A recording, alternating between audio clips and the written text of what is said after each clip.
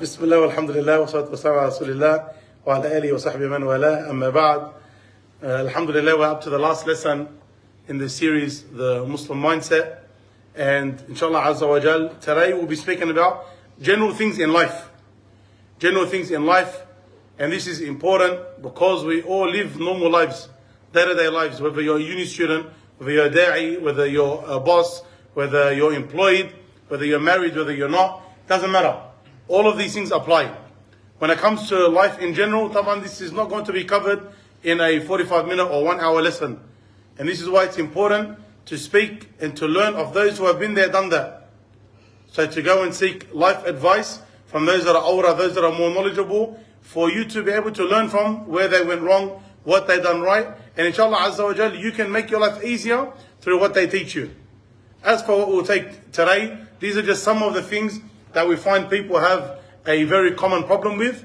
And inshallah azza wa jal, if we implement the good and stay away from the bad, then we also inshallah azza wa jal will have bi'idhnillah fruitful lives. Number one, you were created for a purpose. First matter in the mindset of life is that you were created for a purpose. And what was that purpose? To worship Allah subhanahu wa ta'ala. Because as Allah, we're going to try and go as quick as possible. You were created for a purpose which was to worship Allah subhanahu wa ta'ala. Never ever forget this purpose in life. So many people, they have so many issues and they have so many struggles on a day-to-day basis because they forget this purpose. That I was created to worship Allah subhanahu wa ta'ala. When you forget your purpose of creation, you get caught up in the quicksand which is called life. You want to achieve this goal, you want to achieve that goal, you want to achieve this by the time you're this age, you want to have this much fun, you want to try this, you want to try that. You have no direction in your life. You don't play by the rules that Allah subhanahu wa ta'ala set. And whether you like it or not, no one can be free from the rules of Allah subhanahu wa ta'ala. Meaning, the ones who live and fulfill this purpose, these are the people that will find that blessing and the happiness in this life. And anyone who tries to find happiness and contentment in any other way other than the worship of Allah subhanahu wa ta'ala, he will continuously be following his tail round and around and around until the day that he passes away.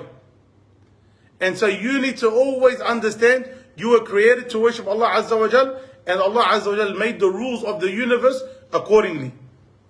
You want that goodness in this life, then understand that you need to fulfill that purpose. Number two, know your destination, you know your direction. So many people, they get confused. This is now in general worldly matters. Right? All these points until the last one are going to be in general worldly matters, and even you can use them in the deen. Jayyid. Know your destination, you know your direction. A lot of people, they get confused. Should I go to university? Should I not? Should I go to TAFE? Should I not? Should I work this job? Should I not? Should I get married now? Should I go overseas and study? They get confused with life's questions. And one of the easiest ways to figure your life problems out is to know your destination, and then you will know your direction. When you want to go somewhere and you put in your nav, you don't ask which way should I go first. You put where you want to go, and then you understand how to get there. When it comes to a lot of individuals and their life issues, where should I go? What should I do? How much should I do? How much should I sacrifice? Should I prioritize this over this? What do you want to achieve? Always start by asking yourself the question, what do you want to achieve? No matter what the matter is. What do you want to achieve? And then when you know what you want to achieve, inshallah azza wa jalla, the path will be easy for you. But if you are trying to figure out what you should do without knowing what you want to achieve, you always fail. Example, a person doesn't want to lift weights, they don't want big muscles, they're not trying to join a bodybuilding competition, etc., etc., etc. This person just wants to maintain general health. And now they're confused. Should I go and sign up to a gym, or should I just walk every day? If all you want to do is maintain general health and just clear your mind and be able to be healthy, then you don't need to go to a gym. Khalas, done, finished. You knew your destination, you easily know your direction. You know what you want to achieve, you easily know what you want to do. A person comes and tells you, no, I do want to be able to, I want to build mass, I want to build muscle, I want to get stronger. Should I sign up to a gym or should I just go for walks every day? Again, the obvious answer is you need to go to a gym. Why? Because you want to achieve something, and out of your options available, this is the road that you need to take. This is going to help you a lot, inshallah Azza wa Jal, with a million decisions that come up. Sometimes you have brothers asking you, Shaykh, should I go to Hajj or should I get married? I can do one of the two. Should I go to Hajj or should I get married? We say, okay, what do you want to achieve? Is marriage for you something extremely important where you actually are even fearful of maybe falling into zina? Says, yes, the fitna is too much for me. So, okay, the matter's clear then. Save yourself from fitna, which is more important than doing that particular ibadah. Go get married. Someone tells you, wallah, marriage, yeah, of course I want to get married, but it's not like I'm dying to get married. If I don't get married, I'm going to fall into fitna. And I have the ability to go to Hajj. If you want to go to Hajj, then you can go to Hajj. No issue then. Jade, you knew what you wanted to achieve, and so the path should be easy for you, inshallah. Number 3, accept things as they are and pick one of your options if you want to do something about it. A lot of people, because they live in La La Land, because they live in a utopian world, because it's easy to complain about things, we don't accept things for the reality that it is. Whenever you're stuck in any situation, understand that you have a reality in front of you, and you need to choose one of the options that are present. Otherwise, you're going to be complaining about the same thing for the rest of your life. I have many brothers that come and they speak to me about certain matters, and these people have been complaining about the same problems that they complained about 5 years ago. 5 years ago, every single time I see them, they complain about the exact same problem. Some of them have been complaining for longer than that.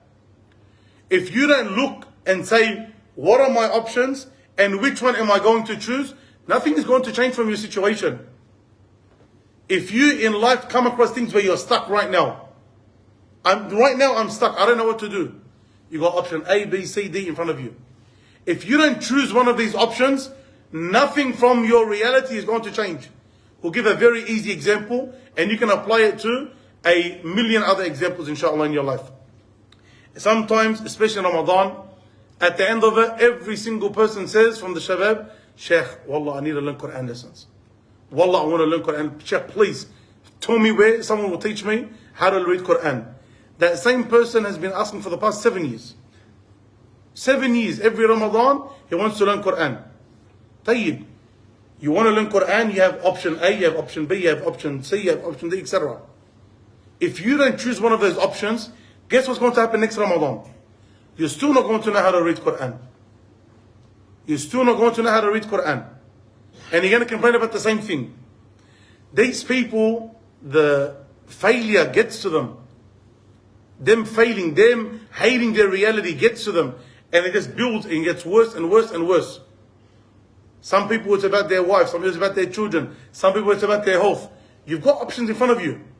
Either choose one and live with it, otherwise you're going to stay stuck in the same reality. Another very common example when it comes to marriage in this regard is confusion regarding what you should do.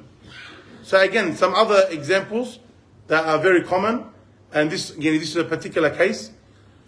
One of the brothers, he's confused, should I marry this girl or not? He's had that same confusion for maybe about 2 years now. 2 years, should he marry this girl or not? If he doesn't do anything, he doesn't make any choice, and he goes on to the 3rd year, is anything going to change? No. He's still going to be confused, should I marry this girl, yes or no? The only thing that's going to change is his confusion and his depression and his anxiety is going to increase. That's the only thing that's going to happen. You're stuck in a reality. Another example. A brother has graduated from university in a particular field. He's graduated from in a particular course. He wants to find work in that course. I know he's been looking for work in that course for over, I want to say 10 years now. He's been looking for work in this particular course. He hasn't found work in it.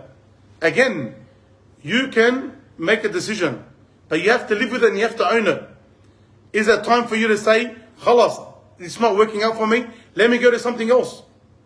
Let me go down another avenue, another path, where I can be more successful, inshallah. where I can earn a better income, etc., etc., etc.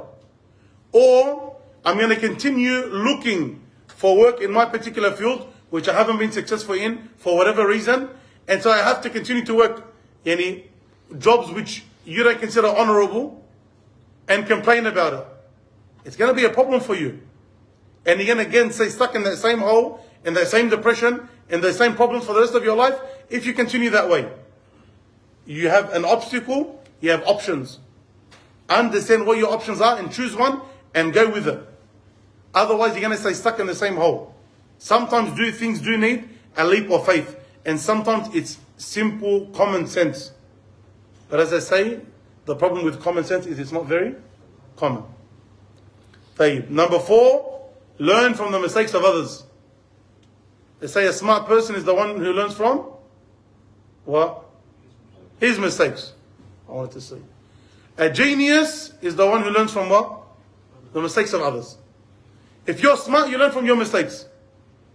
المؤمن لا يلدغ من جحر واحد مرتين, as the Prophet ﷺ said. The believer doesn't get stung from the same hole twice. So sometimes you make a mistake, okay, learn from your mistake. But a level above that mistake is to what? Is to learn from the mistakes of others. Don't think this is a human sickness. Don't think that your reality is better than someone else's.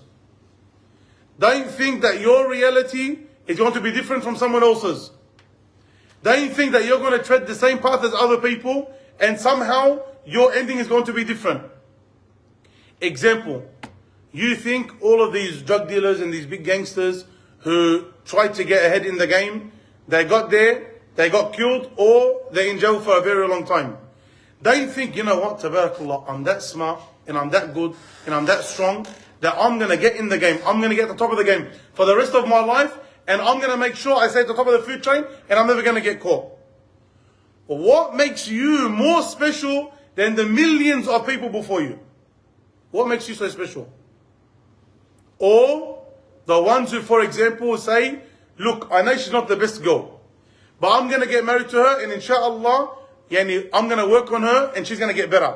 Or vice versa. He's not the best guy, but I'm going to work on him and inshallah he's going to get better after marriage. What makes your case different from the, again, millions of cases of others around the world? What makes your case different? What makes your case exceptional that you're going to get married to the bad girl and she's going to become good, tabarakallah? Or you get married to the bad girl who becomes good, tabarakallah? Why isn't it that you're going to get married to the bad girl and just like everyone else, she's going to stay bad? Or you get married to the bad guy and just like everyone else, he stays bad. The problem is when you don't learn from the mistakes of others, you're going to commit the same mistake. That's the issue. You're going to get married and then 5 years later, you're going to say, Shaykh, wallah, people advised me. Wallah, I knew, but I thought it was going to be different. Why? Why get yourself into the trap in the first case? Could be with business. People tell you, bro, don't take this route. Don't get in over your head. Don't take these loans.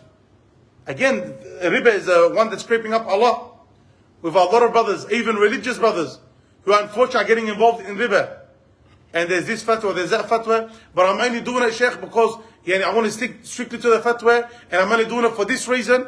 What makes you different to everyone else? He got into riba again for the exact same reason.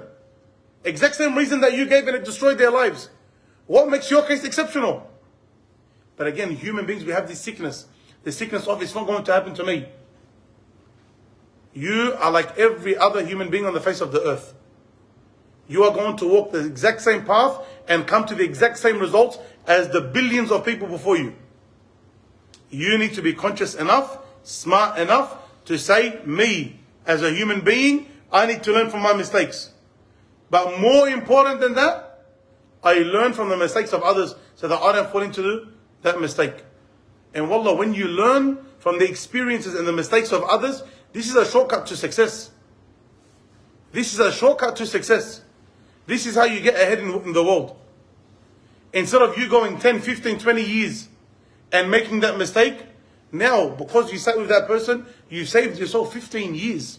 You saved yourself 20 years. One of the favorite things for me personally, as a human being, is to sit with the oldies and ask them questions. One of my favorite things. Whether it's your parents, ask them questions. Your grandparents, ask them, your uncles and aunties, ask them questions. The older mashayikh, the older brothers in the community, sit there and just ask them questions about life, about work, about marriage, about children, about friends. Ask them whatever you want.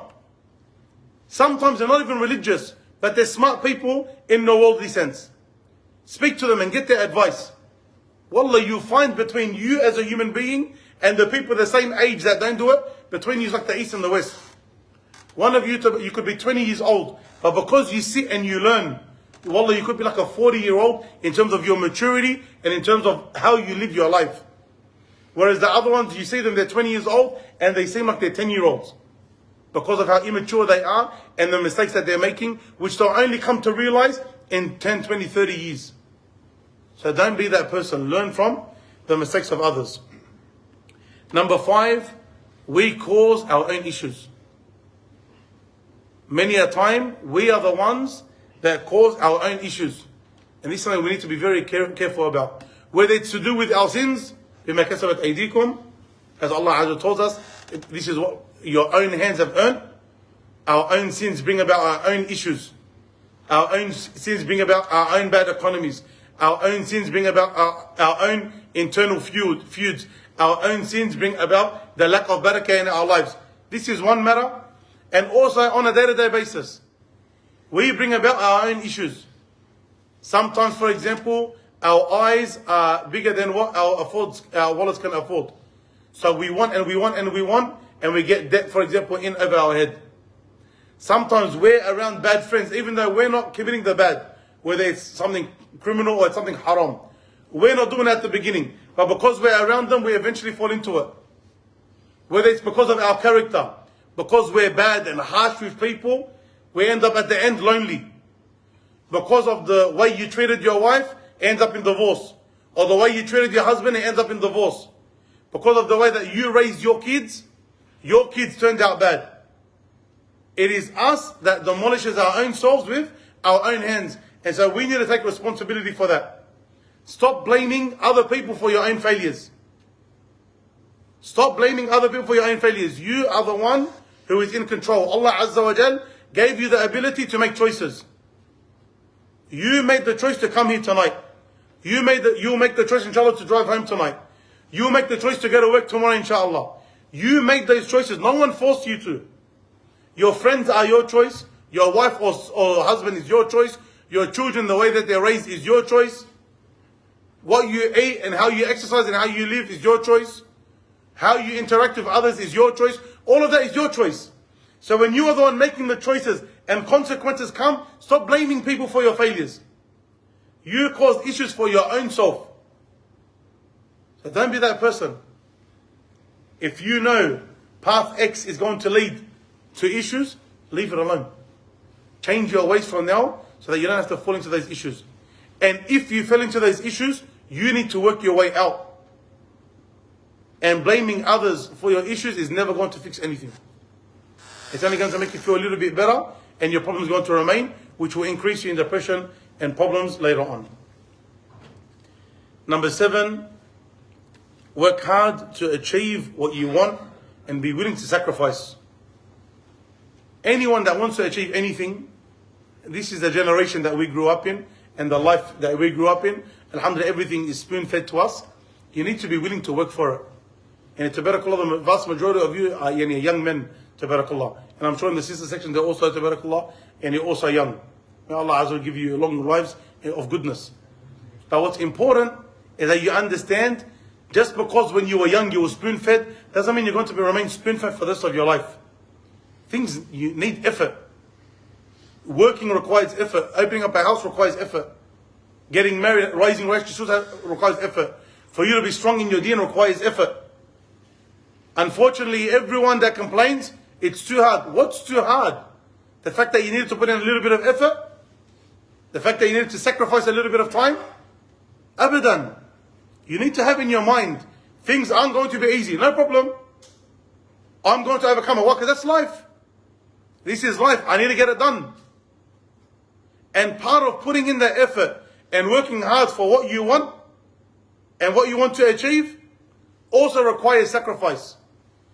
You can't have your cake and eat it too. Anyone know how to explain that proverb?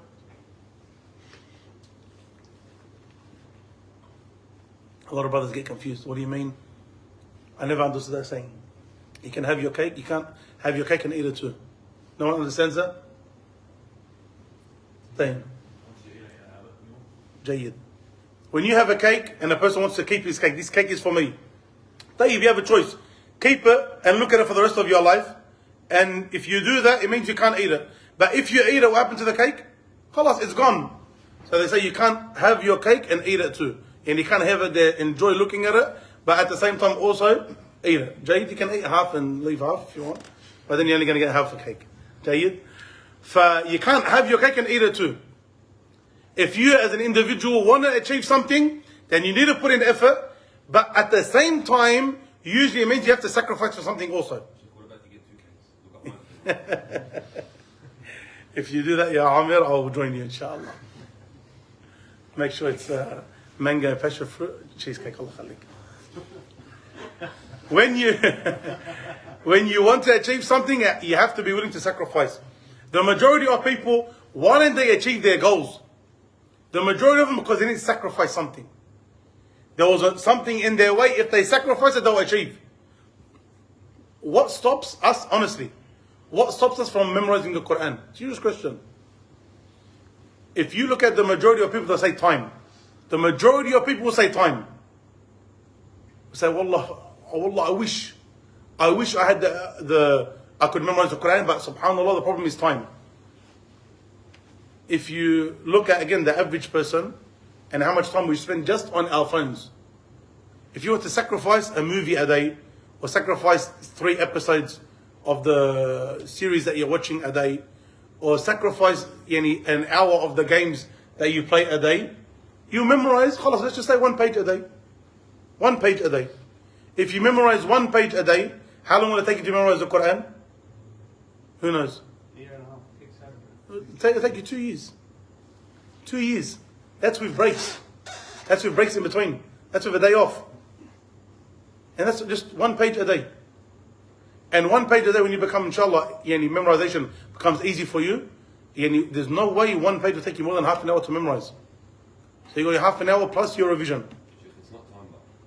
For the majority. We're going to get لو صبر القاتل على المقتول لمات. جيد. The majority is time. The second complaint is ability. I don't have the ability to learn. Memorization is too hard for me. The ulama, again, you go and you sit with the right people, easily explained. I'm not a hafiz of Quran, just so everyone knows. I'm talking about reality of people's complaints. The second complaint is ability. My complaint is something else. Second complaint is ability. I try and memorize, but I'm a dud. I try and memorize, but it's too hard. I try and memorize, but wallah, I forget everything that I've memorized before. You say, okay, go sit with someone to explain to you why do people forget. Reasons 1, 2, 3, 4, 5. But on top of that, the ulama, they say that reading and memorizing is like a muscle. When you go to the gym, you can't pick up the 50 kilogram dumbbell straight away. Impossible. Unless Allahumma barik, you're like some of the individuals, or an individual, Allahumma barik. You're not going to be able to pick up the 50 kilogram dumbbell. You might start off with the 12 kilograms. If you're a bottle, tabarakallah, you might start off with 15 kilograms and do a bit of bicep curls with 15 kilogram dumbbells at the beginning. And then you work your way up. After 2 weeks, they become easy for you. You went up to 17 and a half, you went up to 20, etc. You slowly work your way up to those higher levels. Same thing, for example, you're swimming, you can't do a 50-meter lap straight away. After a few weeks, you can do 1 50-meter lap. After a few more weeks, you can go there and back. After a few more weeks, you're able to go there, back, and again. You work your way up. Same thing with memorization. When you want to memorize, if you're expecting to come and sit, and in the first hour, you memorize 3 pages, abadan, impossible. The first week, you may memorize 1 or 2 verses a day. The second week, you increase a little bit. The weeks after that, maybe you memorize half a page a day. The weeks after that, okay, now a 1 page is easy for you. But you have to work your way up to that. And then when you work your way up to that, you sit with your teachers. Why am I forgetting this? Okay, how are you revising? Well, I'm not revising. Well, there's your issue. So you start to say, okay, this is your program for memorization. This is your program for revision. etc. But you need to put in that work. If it goes back to ability, you can work on your ability, inshallah. If it goes back to time, you have to sacrifice. You have to be willing to sacrifice. Jayyid. Same thing when it comes to marriage. And you want to have a marriage, you want to have a fruitful marriage. And you're doing okay, but your wife complains about 1, 2, 3, 4, 5. What does she complain about? Maybe you spend too much time on your phone. Maybe you get out with your mates too much. Maybe you're working too many hours. Whatever the complaints are. Okay, it's about putting in the effort, and also sometimes you need a sacrifice in order to achieve that goal. With your children, the exact same thing. With your friendship, doesn't matter what it is. You want to achieve something, you need to put in the effort and be willing to sacrifice. And most of the people, they may be willing to put in some effort, but they're not willing to sacrifice things. And this is a massive issue. Don't be this person. You won't be able to be religious properly, and you won't be able to achieve much in life if you don't sacrifice. Number 8, don't be entitled. Allahu Akbar, how much I dislike these people. Don't think that the world owes you anything. Jayyid, it doesn't matter who you are. Don't be entitled.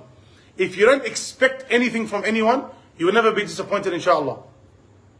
Don't think that, mashallah, because you're Dr. Fulan, or because you're a certain age, or because you look, Allahumma barik, like George Clooney in his prime, or you're from this area in Lebanon, or you have this much money, whatever your excuse is. Don't think that you're entitled to anything. Don't think that you're entitled to anything. Be humble.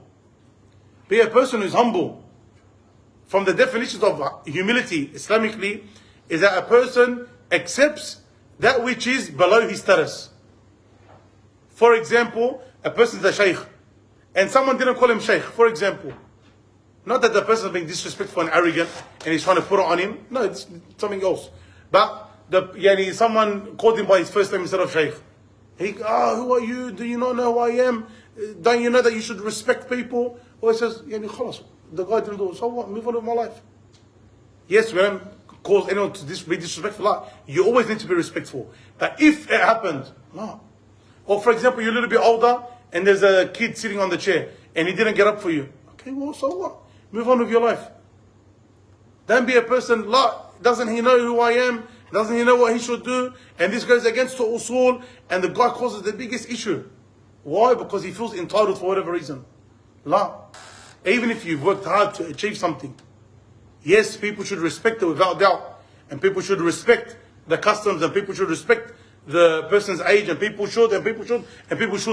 But if you don't expect that from people, when it doesn't go your way, then you won't have an issue. You won't cause these big problems that we see people causing. So don't feel entitled. You as an individual, look at yourself that you're not entitled to anything. You don't deserve anything. Everything you need to work hard for. Nothing's going to be given to you. That way when someone does give you, Jazakumullah khairan, it's a bonus. But if you sit there expecting it, then when it doesn't go your way, how did they do that? And I'm not going to go there, and I'm going to give up. No, abadan. Some people, they come to a masjid, they'll pray there for like 2 weeks. If they don't ask them in the masjid to volunteer, they get to another masjid. Go and keep praying. What's volunteering got to do with anything? They get upset, they didn't speak to me, and they didn't ask me to do anything. But why should they feel the need to get up to you and ask you? They don't even know you. I know people like this. They get cut. I went there and they didn't use my skills. In IT or in designing or cleaning, whatever it may be. But they don't know you. Or maybe their needs are already fulfilled. Why are they going to go up to you randomly and ask you? But some people actually get cut, unfortunately, about these things. Why? Because there's usually a sense of entitlement. There's usually a sense of entitlement that you need to use me. You need to come and ask me. I can benefit your organization. And so if you don't, they get upset. This is not how we're meant to be. Don't feel entitled. Part of that obviously is humility, which you mentioned. Number 10, that was an extra point. Be humble. From the matters of humility, since we mentioned that specific point, Prophet ﷺ said, "Man tawadu'a lillah rafa'ahu Allah." Whoever humbles himself for the sake of Allah Azza wa Jal, Allah Azza wa Jal elevates this person. If you try and force people to be good to you, you force it because you think that you're entitled to it, These people, Allah Azza wa Jal belittles these people. Allah Azza wa Jal belittles these people. But if you humble yourself for the sake of Allah Azza wa Jal, someone done a little bit wrong by you, most of the time innocently. We're not saying be oppressed, but someone innocently that made a mistake. Khalas, move on. For the sake of Allah Azza wa Jal. Don't expect because you're this particular person that you need to be treated a certain way. Do that for the sake of Allah Azza wa Jal, and Allah Azza wa Jal will elevate your status. Allah Azza wa Jal will elevate your status. Number 10, focus on things that matter. You got 24 hours in your day. No one knows when they're going to die. What are the important things that you need to focus on? Some people, alhamdulillah, you guys are still young. For the majority of you are still living with your parents.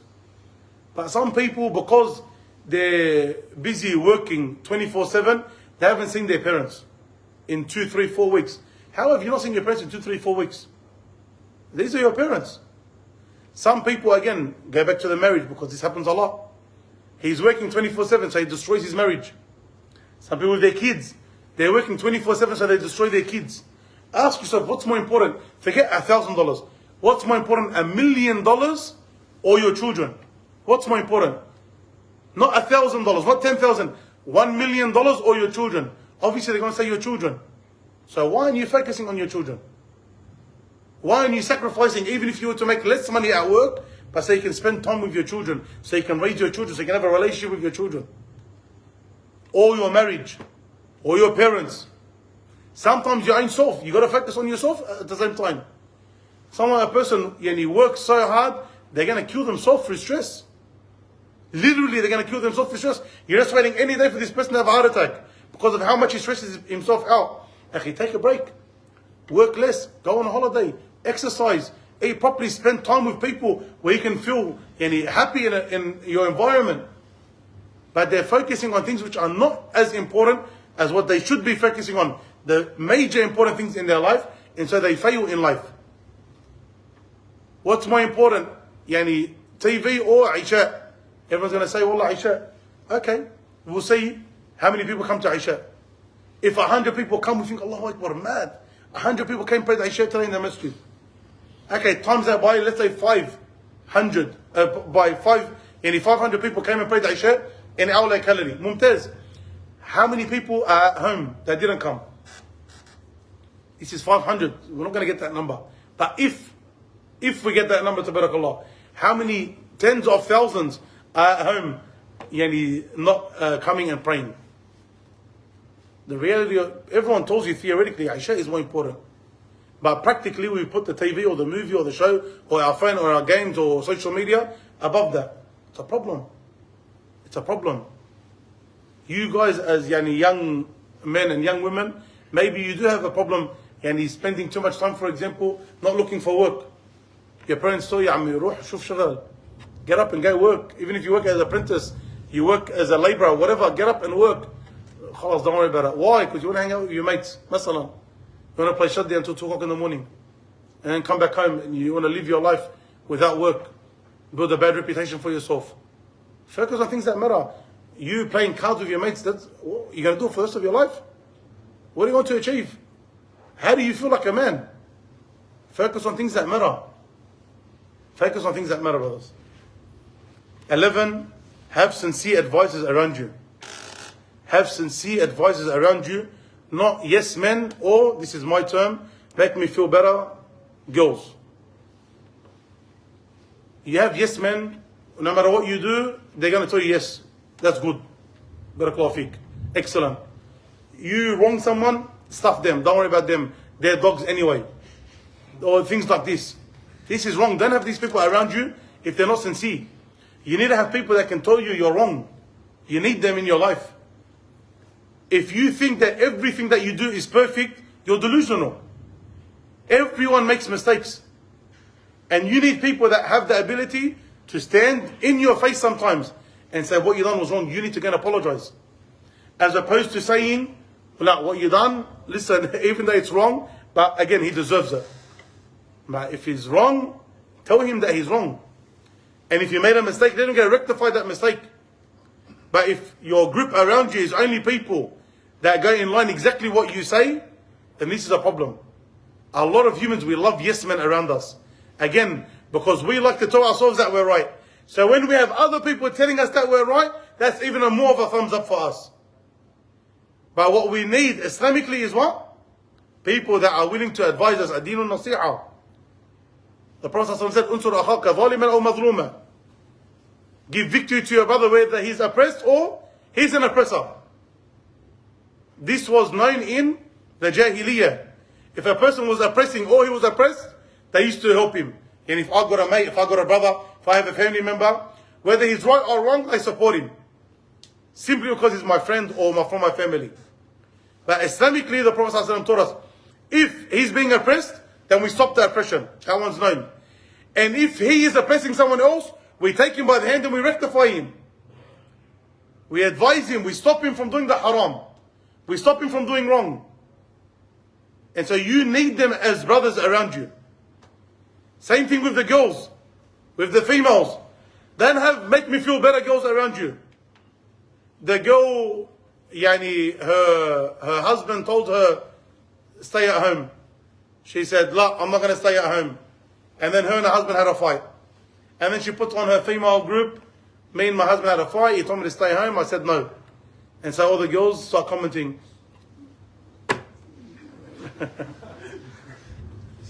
Power be to you, my sister. Wallah, afaki, and sah, and almi, and rabbi, and this is how you should be, and don't let anyone tell you what to do, and there's a million fish in the ocean, and ma ba'arif sure, this is not the women that you need around you. A woman doesn't want to do her iddah, she gets divorced. Instead of doing her iddah properly, make me feel better friends, la, she wants to get out and do her hair and do her nails and ma ba'arif sure. And yes, wallah, go and enjoy and stuff him, and okay, don't worry about stuff him, no problem. But what about the rules of Allah Azza wa Jal? Where's your friends to tell you fear Allah Azza wa Jal and stay at home? Complete your iddah. Where are these women? Where are these friends that you're meant to have?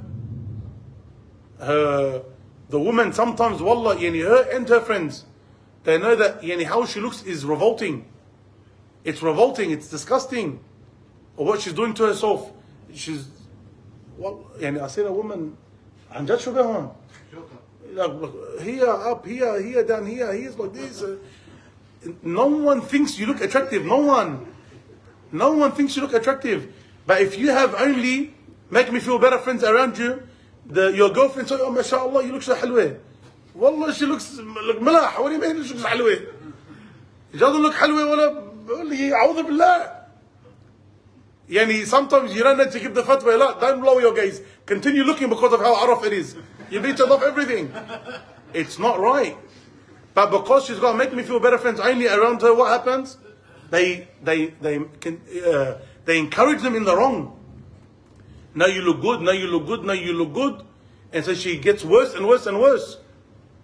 And be very careful not to have these people around you. You should never be that friend, but on top of that, you should not want these people around you. You should want people that are sincere. Because what happens with a lot of people, don't do it in the wrong way. But when you advise someone, a lot of people, they don't like this. And a lot of friendships have issues because someone was honest with their friend. You shouldn't have said that, you shouldn't have done that. Yes, of course, do it in a wise way. ادعو إلى سبيل ربك بالحكمة والموعظة الحسنة وجادلهم بالتي هي أحسن. Go to the way of your Lord with wisdom and good words, and debate and argue and discuss with that which is better. This is talking about who? Between us and the disbelievers. Of course, if you have a friend, a close friend, you should be very careful in making sure that you don't upset them and cause issues, without doubt. But nevertheless, if someone comes and advises you, thank them. Thank them. If you disagree with what they're saying, at least keep it in the back of your mind. If Abdurrahman, for example, came and told me, Nassim, your lessons are too long. Even if I disagree with Abdurrahman, bare minimum, let me keep it in the back of my mind. Let me keep it in the back of my mind. And let me, in the next few weeks, look and see, are they feeling too long? Are the people struggling with their back, etc.? Is it causing issues? Is it causing issues with the salah or whatever it may be? I'll keep it, even if I disagree, keep it in the back of my mind. And I'll say, Jazakallahu khairan. Because he's telling me this, why? Because he loves me for the sake of Allah Azza wa Jal. But if wallah, he didn't say that, by the way. If he said it, and I'm going to look at it like, who is he that told me, and who does he think he is, and like he's just jealous or whatever, this is going to cause issues. And you're not going to have anyone around you except people that don't want the best for you. People that are yes men, and people that are make me feel better girls. These people don't want the best for you.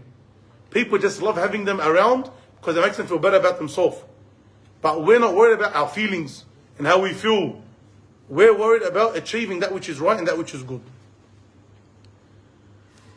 Number 12, don't make problems worse. Don't make problems worse for you. If you have an issue in your life, you need to now react to that problem. You can react to it in a positive manner or a negative one. You've got the choice. You can react in a way that is going to rectify the situation, or it's going to make it worse. Some people, they love reacting in a way that's going to make it worse. For example, there are human beings, maybe famu. They don't understand. They're like, something's wrong with their brain. Jayyid, you need to do with them in a way that is suitable for them. If you try and hold people up to your standard, then you're going to have a lot of issues in life. If you know, for example, someone, let's just say in business, the person is a very, very, very bad person to do with. And he owes you $500 for a job, for example. He owes you $500 for a job. And you know that this person, dealing with him is going to kill your life. And you say, I've got a problem now. This person owes me $500. I've got a choice. Either I chase him for the next 6 months for this 500, hating my life. But because I want to say, it's not about the money, it's about the principle. Or I want to say, I'm not going to let that person put it over me. So I'm going to make my life disgusting for the next 6 months, just until I get that 500. Or you can say, I'll get on the day of judgment. No problem. I'll let it go now. Let the person think that he won. Let the person think that he put it on me. I'll get on the day of judgment, inshallah. You've got a choice, and then move on with your life. You have a choice on how you go about it. But if you sit there and you want to fix a problem, you're going to get your $500, by making the problem worse, ultimately, how did you win that? You made your life a massive issue. For 6 months, your wife hated you, your children hated you, you hated yourself. Sometimes you couldn't sleep. You woke up thinking about this person. You couldn't work properly because you wanted $500 off this person. Now you made the issue worse. Sometimes there's people, again, a lot of it has to do with human beings. Sometimes there's people, every time you see them, there's issues. Every single time. They're negative and all they want to do is talk about, not between you and them, they themselves, they're just negative, and all they want to do is talk about people. And you hate sitting with them. Okay, don't sit with them. Why do you go there for? Why do you go to their house? Why do you visit them? Why are you friends with them? Relatives, at time, no problem. Reduce the amount of time you spend with them. I don't need to be best friends with all of my relatives. The ones, alhamdulillah, we get along and they're good, every day if we need to. But someone, for example, is a cousin. As an example, alhamdulillah, all my cousins. Someone is a cousin, for example, and all he does is cause issues. تروح لعنده بيحكي على هذا وهذا وهذا وهذا وهذا. Eventually حيحكي على مين؟ حيحكي عليك كمان. Right? But a lot of people, they continue to go, let's say, because he's my cousin, I don't want him to speak about me. So he goes, why do you need to go every week? Go, for example, once a year. روح وجع راسك once a year, and then recover for the next year. مثلا, as an example. وإذا حكي عليك, حكي عليك.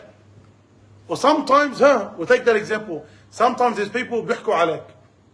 Sometimes there's people بيحكي عليك. You have how do I react to this? These people speak about me. How do I respond? Do I respond by making it worse? And if I go and address the issue, what happens? Sometimes you make the problem worse. And they twist your words and make it worse. And then they go speak to more people about it. Because they know now it got to you. And that they got your attention. And so they want to get more and more and more involved. Or you say, خلاص, let him be. And move away from him. You want to speak about me? Ahlan wa sahlan. Jazakumullahu khairan. Assalamu alaikum. And you let them be. You let them die in their rage. And as the Shafi'i rahimahullah said, that your silence سكوتك أشد عليهم is harsh on them من ردك أو من الجواب, from the answer and from you replying back to them. Look on social media. Best example regarding this. Social media. You put up, you say a statement. You say in the comment section, someone wants to argue with you. He's coming ready. He's got his, not his popcorn, he's got his V, Red Bull. He's got things, he's got speed. Allahu Alam what he has. He's thinking I'm going to stay up all night.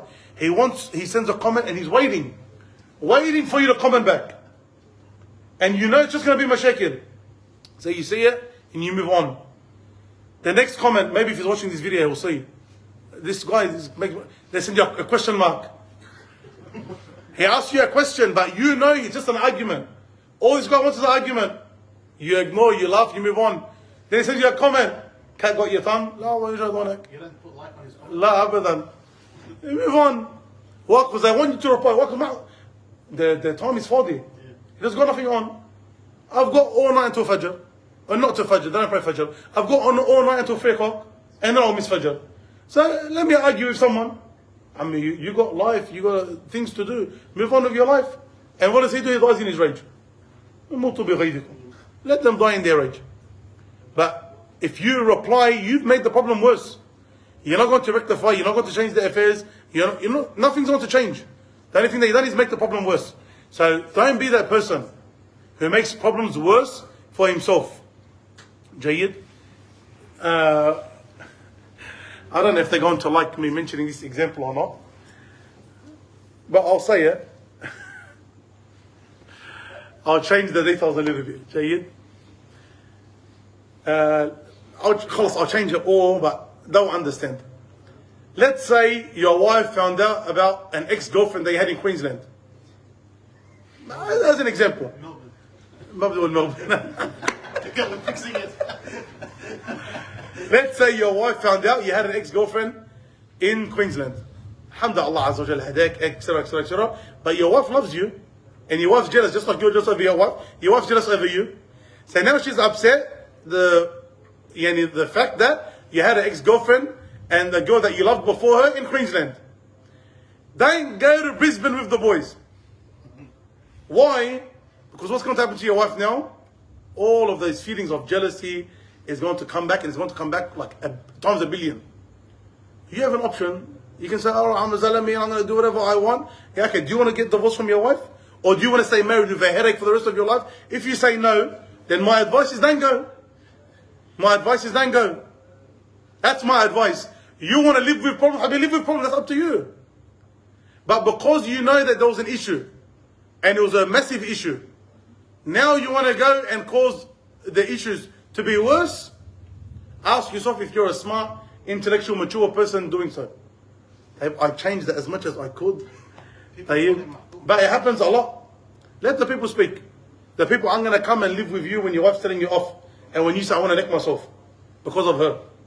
Or when, that was a joke part. Or when people come and you're divorced, people are going to come and raise your kids.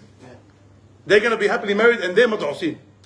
But because you are antar, you and your wife are separated. Now there's another man living with your ex-wife, which you're cut about, and your kids are raised in between houses. Sometimes you need to get divorced. Sometimes you need to. But not when you made a problem worse for no reason. Jayyid. So it's very important. Don't make problems worse when they do not need to be. There's an issue. You have a choice how you react to that issue. You have a choice how you react to that issue. You can either make it worse or you can make it better. There's something called at-taghaful. At-taghaful is overlooking, turning a blind eye. Imam Ahmad rahimahullah, he says, تسعة أعشار السلامة التغافل. 90% of keeping peace is at-taghaful, overlooking. For example, your mother-in-law لطشت حكي.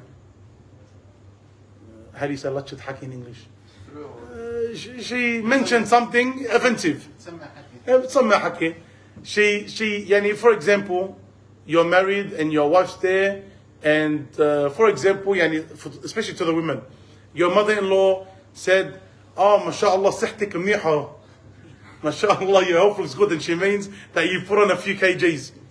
Okay, you can sit there and say, but if I'm big, then what the heck are you? Or Yani, if I'm a little bit big, you're a cow, tabarakallah, and you can sit there and you can say that, for example, which is usually going to make the problem worse. Sah?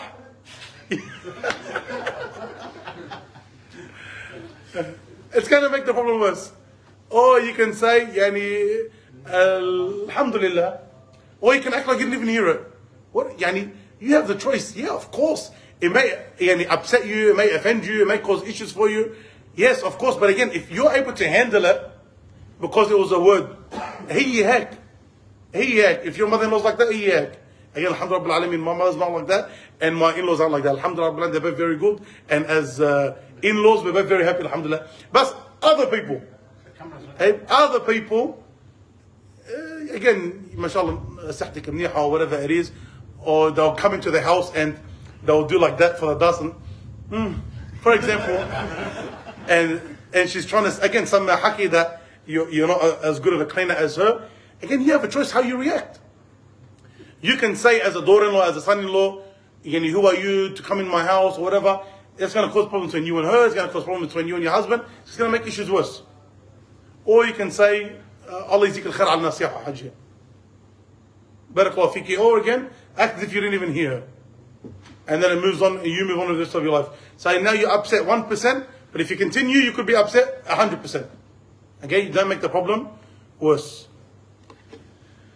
Number 13, prioritize. Big life lesson, prioritize. Know what you need to achieve. And know what you need to do to achieve that goal. What's the most important thing in your day-to-day activities in order for you to be able to give it the time it requires?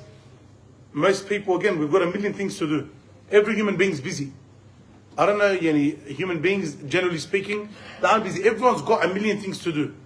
People to see, places to be, and jobs to finish, etc., etc., etc. But again, you need to prioritize. If you don't prioritize, things get muddled up, and you end up either not achieving anything, or you achieve the things that you didn't need to achieve. And the things that are more important, they end up failing in your life. So you need to prioritize. Do I need to focus on my work now? Do I need to focus more on my deen? Do I need to focus on my studies? Do I need to focus on my parents? Do I need to focus on my wife? Do I need to focus on my children? Do I need to focus on my health? What is it that I need to focus on right now? And in what order is it done? If you're able to prioritize even in your day-to-day activities, again, you're able to move ahead, inshallah, in a sustainable and productive manner. But if you don't prioritize, you see people, they continuously procrastinate, they get busy, their life fails because they achieve something which they didn't need to. And even in fiqh, there's something called fiqh al-awlawiyat, the jurisprudence of prioritization. In fiqh, when we want to give da'wah, what do we focus on? If I've got 100 people in front of me that don't pray and they smoke, when I want to give them da'wah, the thing that I should focus on is what? It's salah, obviously, because it's more important than smoking. Sometimes I'll let smoking go and go and go and go and go. What? Because it's not the most important thing right now. I need to focus on that which is more important. So even in fiqh and da'wah, the matter of prioritization is very important. Also in life, this is extremely important. Okay, so you need to be able to prioritize.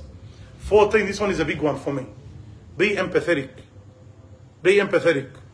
Define empathy. Who can give me a definition? Yalla, Qaza. Feel sorry for other people. Not feel sorry for other people. It's not just about feeling sorry, but feel for other people in general. Understand where other people are coming from. Understand the emotions that they're going through. Okay, or why they came to certain decisions. One big problem we have as humans is we lack empathy. We lack empathy. Someone does something wrong, dagri. How on earth could he do that? What an idiot. How embarrassing. And we put it on them and we shame them and we share it around, or we belittle people. Don't ever belittle a person. Don't belittle a person. If someone makes a mistake, again, your job is to try and assist them. That's your job. To try and assist people. Try and bring people up. But when you lack empathy, or you can never understand what another person is going through, or what their background is, or what their struggles are. This is not an excuse. Don't get the two mixed up. A lot of what we said, don't get it mixed up. This is not an excuse to feel sorry for yourself. La. This is for you to give excuses to others. For example, someone, his whole family is Sufi. As an example, his whole family is Sufi. Jayyid. And so sometimes he may say or do things that are a little bit wrong Islamically. There may be some innovations, etc. If you're going to sit there and smash the guy, bro, what about you like the kuffar of Quraysh? You're not leaving your family. You're not leaving your family to accept proper Islam, etc., etc., etc. Then obviously this is problematic. Be empathetic towards the person. Yes, what you're doing is wrong. You're not allowed to do innovations, but don't expect him to change straight away. Bring him step by step, build him up step by step, and understand the struggles that he's gone through, and thank Allah that you're not going through those issues. That's a dua the Prophet ﷺ taught us to make. Alhamdulillah الذي عافانا مما ابتلى به كثيرا من خلقه. All praise is due to the one who saved us and protected us from that which many of his slaves have been afflicted with. When you see someone going through something that you wouldn't want to go through, so be empathetic towards another person. You don't know the struggles that they go through. Or someone goes through something, but let him get over it. Bar. He's still harping on about it. Let him get over it. Yani, why isn't he over it? Or he should move on with his life. Or if someone done that to me, I would have done X, Y, Z. Why didn't he react the way I would have reacted? Have empathy so you can do with people. Otherwise, you'll never be able to, again, feel for other people and never be able to be a proper, especially if you want to be involved in da'wah and assisting the community, you'll never be able to be that person. You need to be able to feel for other people. And this is part of humility. That you bring yourself down to that person's level. They're going through an issue, sit there, listen to what they're saying. For you, maybe you see someone crying over something that in your mind, how the heck does this person cry over that matter? He's quite serious. But you don't have that feeling. You don't know how he was raised, why he was sentimental to him, etc. And again, vice versa. You may have things that he may say, but are you serious? You would cry over that? Different people are different. And accept those differences and try and assist them in their individual needs. Number 15 goes without saying, treat people as you want to be treated. Yani we know the hadith of the Prophet ﷺ said, لا يؤمن أحدكم حتى يحب الأخي ما يحب لنفسه. None of you truly believe until he loves for his brother what? He loves for himself. And the Prophet ﷺ said, كما تدين تدان. As you treat, you'll be treated. So you want to be treated a certain way, make sure you treat others that way. فَاعْفُوا وَاصْفَحُوا أَلَا تُحِبُّونَ أَن يَغْفِرَ اللَّهُ لَكُمْ. Forgive and overlook. Do you not love that Allah forgives your sins? And when someone does wrong to you, and it's not a major issue that's continual oppression or continual wrong, overlook that person's mistake. Forgive that person, especially if it's going to lead to goodness. Don't we love for Allah to forgive us? Treat the people that the way you want to be treated. ارحم من في الأرض يرحمكم من في السماء. Forgive those on earth, and the one in the heavens will forgive you. Forgive those on earth, and the one in the heavens will, above the heavens will forgive you. Allah Azza wa Jalla saying He'll forgive you. When you forgive others. When you have mercy on others. This is part of the ways to receive the forgiveness and mercy of Allah subhanahu wa ta'ala. Why? Because you treated others like that. You want people to be understanding with you. You want people to be patient with you. You want people to respect you. Make sure you do all of that and more when it comes to the way that you treat people. You want someone to be good to your dad, be good to someone else's dad. Simple example. Yeah, it's something so simple, but we get through a lot in our day-to-day life. Sometimes you're driving and there's an old man in front of you. They're old men, they're driving slow or they're turning slow. You see some people like beeping their horn or going around him like swearing at him or screaming at him. And there goes the old man. Would you want someone to do that to your dad, Anjad? Would you want someone to do that to your dad, Ayyadhan Billah? Abadan. Why would you do it to someone else's dad? Or for example, someone else's wife. You're sitting there checking out someone's wife or someone's sister. Would you like someone to check out your wife or your sister? Why are you doing it to someone else's? Being generous. For example, you're doing business with a brother. And that brother, you know he's a good person, you know his work is good, but maybe he's a little bit more expensive than others. But maybe that brother needs that, maybe that's the work that he feels comfortable doing. Give him his wage. And be happy with that. You're helping a brother. Say, I'm going to go to the kafir, who I've got no connection with whatsoever, and I'm going to go there because I'm going to save $20. Again, Shaykh, it's not the $20, it's the principle. I mean, where's the principle of loving for your brother, love for yourself? If you have work and you're comfortable at a certain price, why aren't you looking to assist him? And you help him in his business, help him grow, help him be happy. Why these constant little issues? Because one, there's no empathy. Two, there's not treating people how you want to be treated. On that point, don't say the word karma. Don't say, oh Allah, this is karma. Someone got hit and then he got knocked out. Sorry, someone hit someone, then he got knocked out. No, karma is shirky. This is shirk. Okay, that the universe works its way back around to Allah. This is, we have qadar. We have qadar. Jayyid. From the final matters that we have is believe and trust in Allah subhanahu wa ta'ala. Believe and trust Allah Azza wa Jal. When we say believe Allah Azza wa Jal, believe in the promises of Allah subhanahu wa ta'ala. When Allah Azza wa Jal tells you this is haram, stay away from it. Because Allah knows why He made it haram. And ultimately it's in your benefit. And when Allah Azza wa Jal says this is proper and this is right and this is how it should be done, do it. Do it because that's what's going to bring goodness in your life. And apply that to every facet in your life. Yourself, the food that you eat, the work that you do, the marriage, with your parents, with workers, with your character. Believe in Allah Azza wa Jalla and follow Allah subhanahu wa ta'ala. And trust in Allah Azza wa Jalla. Trust that when you are with Allah, Allah will be with you. Trust that you do good by Allah, Allah will do good to you. Trust that you remain within the parameters of Allah Azza wa Jalla and Allah Azza wa Jalla will bless your life. Trust that you do what you're meant to do in this dunya and Allah Azza wa Jalla will bless you with paradise in the hereafter.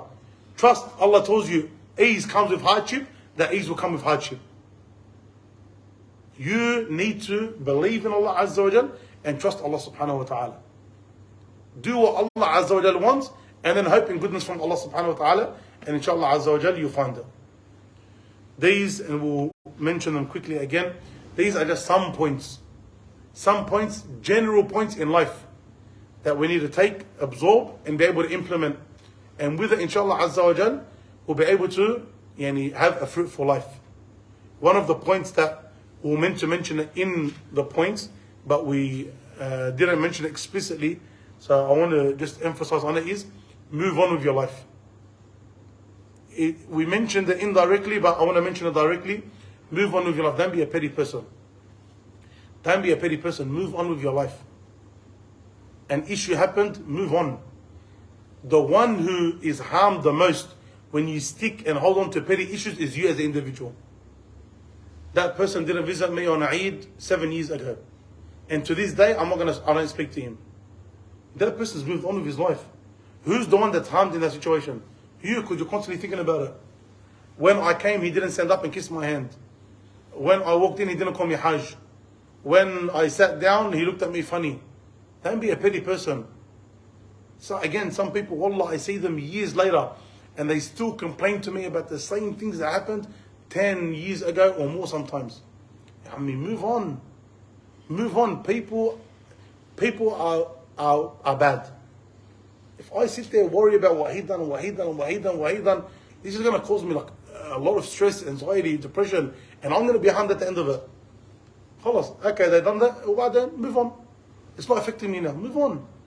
He said that, move on. Why then? So what? If you hold on to all of these issues, wallah, you'll be a very ugly person. Your character will become very, very, very ugly, and your life will just become like black and depressing. And you start to hate everyone.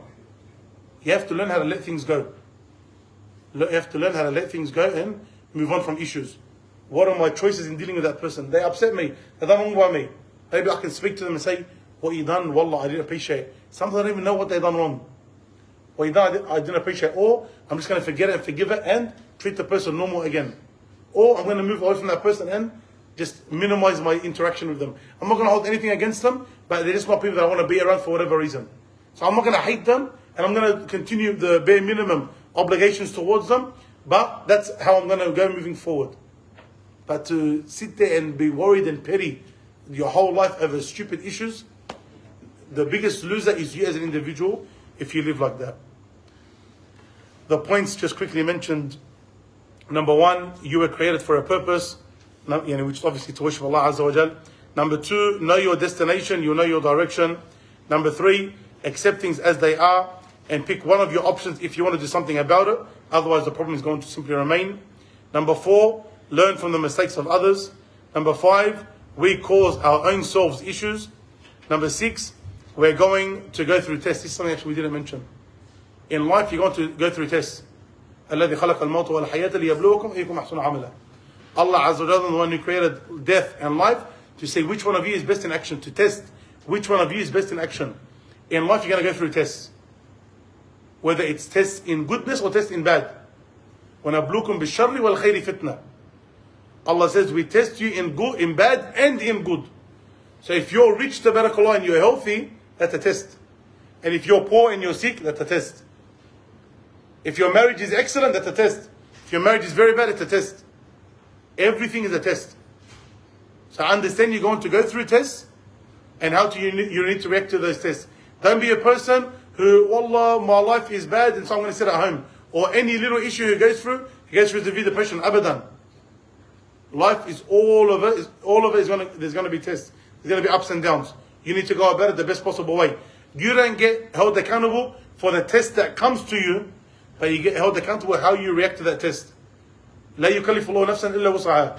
Allah does not burden a soul more than He can handle. Your test, you can handle it. Jayyid. And you get judged on how you react to that particular test. And if you pass that test, inshallah, you're going to become a better person. We don't want tests. As the Prophet said, لا تتمنوا لقاء العدو. Don't wish to meet the enemy. You don't know how you're going to react in that test.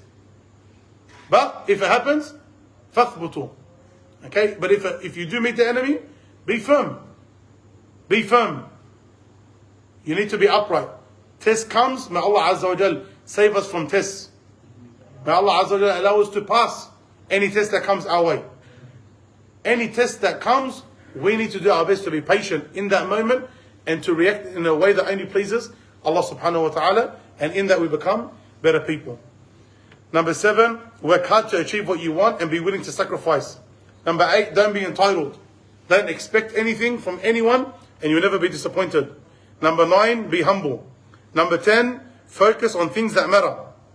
11, have sincere advisors around you, not yes men or make me feel better girls. Number 12, don't make your problems worse. Number 13, prioritize. Number 14, be empathetic. Number 15, treat people as you'd like to be treated. 16, believe and trust Allah subhanahu wa ta'ala. Jazakumullah khairan. As we mentioned, this is the last lesson of the series. هذا والله أعلم. صلى الله عليه وسلم وعلى آله وصحبه أجمعين.